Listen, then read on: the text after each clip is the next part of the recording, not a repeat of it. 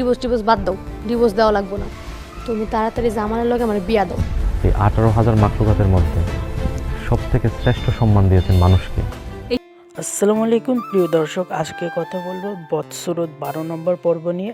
এই পর্বে শুরু হচ্ছে একবারে নতুন কাহিনী, নতুন অধ্যায়। জামাল যখন বাসায় নেই সেই সময়টাই কাজে লাগাতে চায় মরিয়ম, কারণ মরিয়ম জানে মায়াই জামালের স্ত্রী, আর মায়াকে সরাতে পারলে তার স্বপ্ন পূরণ হবে। জামাল চিল্লাতে যাওয়ার সুযোগে মরিয়ম মায়ের ওপর অত্যাচার শুরু করে। তার সঙ্গে হাত মেলায় জামালের মাও।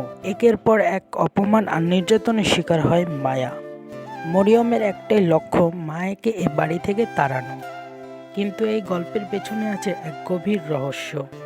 মরিয়মের মনে জমে আছে পুরনো প্রতিশোধের আগুন। অতীতের একটি ভয়ঙ্কর ঘটনার জন্য সে জামালের মায়ের ওপর প্রতিশোধ নিতে চায়, আর সেই প্রতিশোধের অংশ হিসেবে সে জামালকে বিয়ে করে এ বাড়িতে থাকতে চায়।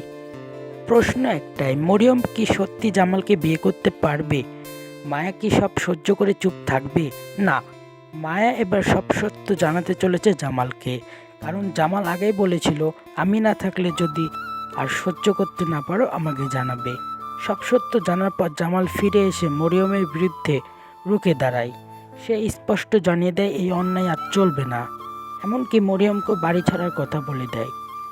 12 নম্বর পর্বে প্রকাশ পেতে যাচ্ছে বহু গোপন পরিকল্পনা আর আসল চেহারা। বৎসরত পর্ব 12 আগামীকাল বিকাল 3:30 ইগল ইসলামিক নাটক চ্যানেলে প্রকাশ করা হবে। আজ ভিডিও এ পর্যন্ত। সবাই ভালো থাকবেন, আর ভিডিওটি ভালো লাগলে চ্যানেলটি সাবস্ক্রাইব করে পাশে থাকবেন।